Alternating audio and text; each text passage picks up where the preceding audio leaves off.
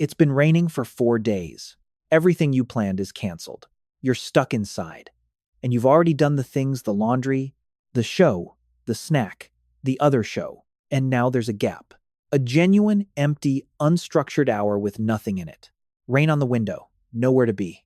Nothing that has to happen. Time yourself. It takes about 4 minutes. Somewhere around the fourth minute of true emptiness, without deciding to. Your hand finds your phone. You don't even remember reaching for it. The screen lights up, the gap closes, the discomfort dissolves, and you're scrolling not because there's anything you need to see, but because the alternative, sitting in an empty hour doing nothing, has become almost physically unbearable. Now hold that thought, because it's about to make you look ridiculous. You are the descendant of the toughest survival animal that has ever existed. Your ancestors walked out of ice ages. They buried their dead, painted caves, raised the most helpless babies in the animal kingdom, and crossed oceans in boats made of bark. And their great however many times grandchild you cannot sit in a quiet room for 90 seconds without needing a glowing rectangle to make the emptiness stop. So here's the question this video is about. Long before screens, before books, before electric light, when the rain settled in over the land and stayed for a week, and there was no hunting, no gathering, nothing to do outside at all, what did ancient humans actually do with all that empty, rained-in time? A whole week trapped inside. And the deeper question underneath it. How did they stand it? When we can't stand 4 minutes? The answer you'd expect is that they suffered through it. The standard picture of prehistoric life is one of constant, grinding desperation every waking hour, a scramble for the next meal, survival always one bad day away. Under that picture, a week of rain is a catastrophe. No food coming in, everyone cold and hungry and frightened and bored out of their minds, huddled in a cave, staring at the wall, willing the sky to clear. Dead time. Wasted time. A prehistoric prison sentence served in mud. Here's the thing nobody tells you. That picture is almost completely wrong, and it's been wrong for over 50 years. We've just kept believing it anyway. Because when anthropologists actually went and measured how hunter-gatherers spend their time, they found something that broke the whole model. Those desperate people, living the way humans lived for the vast majority of our existence, were not scrambling every hour. They had more free time than you do. And that rained-in week you're imagining as a nightmare? For them, it wasn't an emergency at all. It was something they already had a great deal of, already knew exactly what to do with, and it turns out that what they did with it may be the single most underrated force in the entire human story. But to see it, you have to throw out the myth of the desperate caveman first. That myth got its most famous demolition in 1966, from an anthropologist named Marshall Solins, in a lecture that became an essay with a title that sounds like a contradiction. The Original Affluent Society. Solins pulled together field data on hunter-gatherers, including detailed studies like Richard Lee's work with the Jew, Hwanzi San of the Kalahari, who were living in one of the harshest environments on Earth. And Lee did something simple and radical. He followed people around and timed them. How many hours, actually, does it take to feed yourself in a primitive foraging life? The answer stunned everyone. It came out to somewhere around 15 to 20 hours a week of real subsistence work. Not per day. Per week. These people supposedly living on the knife's edge of starvation were spending something like 2 to 3 hours a day getting food and had the rest of the time free. Free to rest, to visit, to talk, to nap in the afternoon heat, to make things, to do nothing. Solins pointed out the uncomfortable comparison. By that math, the most primitive humans on Earth were working fewer hours than a modern person with a full-time job and a commute. The desperate caveman, scrambling every second to survive, was a story we told ourselves, and the reality was closer to the opposite, which completely reframes the rainy week. If your life already contains that much downtime, a week of rain isn't a survival crisis. You have stored food, you have shelter, you have a whole set of things to do that don't require sunshine. The rain doesn't threaten you. It just moves the day indoors. The real question was never how ancient humans survived a week of rain. It's what they did with a kind of empty time we have almost completely lost the ability to tolerate, and why that empty time, of all things, might have built the human world. Let's stay with that number, because it's stranger than it first sounds. 15 to 20 hours a week. Sit with what that actually means for a day in a foraging life. You wake up when you wake up, no alarm. Maybe today you go out and gather, maybe you hunt, and by early afternoon, the work of feeding yourself and your family is essentially done. And then there's the rest of the day, and the day after. Anthropologists watching hunter-gatherer camps kept noting the same thing, almost with a kind of confusion.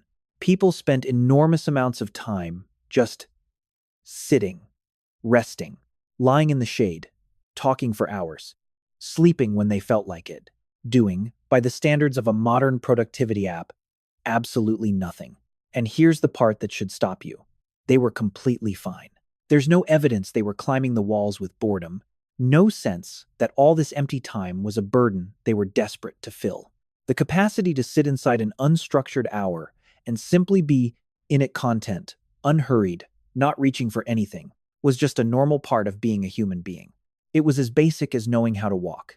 And it is almost precisely the one skill that modern humans have lost. Because look at the mirror image. Put a modern person in a waiting room with no phone and watch what happens. Studies of everyday behavior find people checking their phones dozens and dozens of times a day, often within seconds of any pause. In one now famous set of experiments, researchers left people alone in a bare room for 10 to 15 minutes with nothing to do but think, and gave them one option, a button that would deliver a painful electric shock to themselves. These were people who had earlier said they would pay money to avoid being shocked. And a striking number of them, left alone with their own thoughts for a few minutes, chose to shock themselves rather than sit there doing nothing. One man pressed the button 190 times. Read that again. Offered 15 minutes of empty time. The exact thing your ancestors had in abundance and moved through with total ease. Modern people would rather electrocute themselves than endure it. The reined-in week that we imagine as prehistoric torture is, in reality, closer to a form of peace that we, specifically, have lost the nervous system for. So the desperate caveman and the serene forager have basically swapped places. The person who couldn't handle a week of doing nothing isn't the one in the cave. It's the one holding the phone. Our ancestors were, by this one measure, vastly better at being alive than we are better at rest, better at stillness, better at the enormous stretches of unhurried time that make up most of a human life when there's no boss and no feed. And this is where the rainy week stops being a problem and starts being an opportunity. Because a person who is comfortable with empty time doesn't waste it. When the rain closed in and pinned a whole band indoors, for days, they weren't sitting there suffering. They were dropping into the exact mental state that empty time makes possible unhurried, undistracted, together, and in that state, they did the quiet, patient, unglamorous work that a scramble for survival life supposedly leaves no room for. The work that, it turns out, is where most of human culture was actually made. They had the one thing we're always chasing and can never quite catch: time, and weather that told them, for a whole week, exactly what to do with it. Come inside and make something human. So the rain is falling, the band is inside, and there are hours to fill. What actually happened in those hours? Look closely, and you find that almost everything we point to as distinctly human, the crafts, the knowledge, the stories, the bonds, needed exactly this. Long, unhurried, sheltered stretches of time with the same people, over and over. The reined-in week wasn't a pause in the making of human culture. It was the workshop. Start with the hands. A stone tool is not something you knock out in a hurry. Skilled flint knapping, striking a chord just so, again and again, to produce a fine blade takes patience, focus, and a lot of failed attempts, and it is far easier to do sitting dry under a rock overhang than out in a downpour. The same goes for the slow crafts that a hunting life depends on: scraping and softening hides, sewing them into clothing with bone needles, carving spear shafts, twisting plant fiber into cord, repairing the gear that a single wet week could otherwise ruin. This is careful, indoor, time-hungry work. Bad weather didn't stop it. Bad weather was when it got done. Then there's the teaching. In a foraging society, a child has to learn a staggering amount, hundreds of plants, the tracks and habits of dozens of animals, how to make fire, read weather, treat a wound, build a shelter, and almost none of it comes from anything like a school. It comes from being beside adults, watching, asking, trying, being corrected, for years. And a week trapped indoors with the elders is a week of concentrated apprenticeship. hands guiding smaller hands, knowledge passing from one generation to the next in exactly the unhurried, face-to-face way it has always passed. The rain closed the door and turned the shelter into a classroom. And then, when the light failed and the work was set down, there was the fire and the stories. We've seen this before in this series. The anthropologist Polly Wiesner found that among the Jew, Hoanzi, daytime talk was mostly practical, but around 80% of what people talked about at night, by firelight, was stories, myth, memory, the deeds of people far away and long dead. Now stretch that fireside from one night to 7 nights of rain, and you begin to see what those weeks really were. They were the beating heart of oral culture, the long, dark, sheltered hours in which a people's myths, history, songs, and shared imagination were told and retold until they became the operating system of the entire group. Writing wouldn't exist for tens of thousands of years. The rain-locked week, with everyone gathered and nowhere to go, was how a civilization with no books kept and passed down its mind. Put it together, and the whole meaning of downtime inverts. We think of empty time as the gap between the important things, the rest you earn, so you can get back to the real work. But look at what our ancestors made in that so-called gap. Their tools, their skills, the education of their children, their religion, their history, and the deep social bonds that held a fragile band together against a hostile world. Almost none of that was made in the frantic hours of the hunt. It was made in the still ones in the shelter, in the rain, in the unhurried, undistracted, together time that a modern life has almost no room left for. The empty hour wasn't the space between human culture. It was the place human culture came from, which raises an uncomfortable question about a species that has just spent 100 years abolishing the empty hour entirely. Here's where the story takes a turn nobody expects. Because after hundreds of thousands of years of the empty hour, being a normal, useful, load-bearing part of human life, we did something no ancestor could have imagined. In about a single generation, we abolished it. We killed the gap. The weapon was the smartphone, and the date is oddly precise, 2007, the year the iPhone launched. Before it, there were still empty pockets, scattered through every ordinary day. The wait in line, the bus ride, the 10 minutes before a meeting, the rainy afternoon with nothing on. Little involuntary reined-in weeks in miniature, moments when your mind was handed back to you with nothing to do. Within a few years, every one of those gaps had a solution in your pocket, and we filled them. All of them. The average person now touches their phone thousands of times a day, and checks it every few minutes of waking life. There is essentially no empty hour left. We have, for the first time in the history of the species, successfully eliminated boredom. And here's the twist the engineers didn't see coming. It didn't work. You'd expect that infinite entertainment would abolish boredom for good. And instead, boredom is rising. A body of research through the 2010s and 2020s finds that people, especially younger people, report being more bored than before, not less, even while drowning in content. Psychologists studying this describe a strange loop. The more we reach for the phone to escape the empty moment, the shorter our attention becomes, the faster the next moment feels empty, and the more we reach again. We didn't cure boredom, we fed it. And other work found something quieter and more unsettling, that the mere presence of your own smartphone on the table, face down, not even in use, measurably reduces your available cognitive capacity. The gap isn't just filled. The tool that fills it is quietly taxing your mind even when you think you've put it away. Now line that up against the reined-in week, and the cost comes into focus.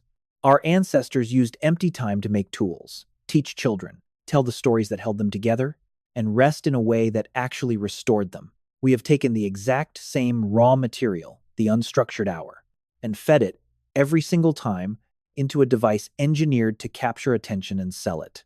The rainy afternoon that once produced a carved needle or a myth now produces a scroll session you won't remember by dinner. And the ability our ancestors had as standard equipment to sit inside stillness and let the mind do its slow, generative, human work is the ability we are quietly training out of ourselves and out of our children who now grow up having almost never been bored, in the old, fertile sense of the word. There's no villain here. Nobody set out to delete stillness from the human experience. It's just what happened when a species that evolved with abundant, Empty time meta technology designed at enormous profit to make sure no moment ever stays empty again. We won the war on boredom so completely that we never noticed what boredom was for. Our ancestors sat through 100 rained-out weeks and turned them into everything from flint blades to religion. We get a free afternoon and reach within 4 minutes for the one thing guaranteed to make sure nothing comes of it. So go back to that rainy afternoon. The canceled plans, the empty hour, the phone your hand found in 4 minutes without asking permission. You know now what that reach really is. It isn't laziness, and it isn't a personal failing, and it isn't just a bad habit you could break with more willpower. It's 100 years of technology meeting a nervous system that was built for something completely different, a nervous system shaped over hundreds of thousands of years to be comfortable in exactly the kind of empty, sheltered, reined-in time you are now desperate to escape. When you can't sit still in a quiet hour, that isn't who humans are. It's who we've very recently become. For almost all of our existence, the empty hour wasn't the enemy. It was the workshop, the classroom, the fireside, the place we became ourselves. And the old capacity is still in there, buried but not gone, and it surfaces the moment the machine is switched off. It's the strange, reluctant peace that settles over a house when the power goes out, and there's suddenly nothing to do but talk. It's the campsite with no signal, where by the second day your mind slows down and the sky gets interesting again. It's the specific magic of heavy rain drumming on a roof, while everyone you love is stuck in the same room. The way conversation starts, unforced, out of sheer shared stillness, and you remember, with a small shock, that this used to be the whole point. Nobody has to teach you to feel that. It was installed in you before your ancestors had a word for boredom, because for them, it wasn't boredom. It was just life, with the volume turned down to where the important things could finally be heard. So here's the last question, the one the rain leaves you with. Your ancestors were handed 100 rained-out weeks, with no screens, no feeds, nothing to fill the hours but each other and their own minds, and out of that empty time they built the tools, the stories, the knowledge, and the bonds that eventually became you. You've been handed the same gift, dressed up as an inconvenience. A free hour, a quiet room, rain on the glass. The question is whether you'd still know what to do with it. The rain on the window, the empty hour, the oldest workshop our species ever had. Same sky, same stillness, same invitation it has always been. Come inside and make something human.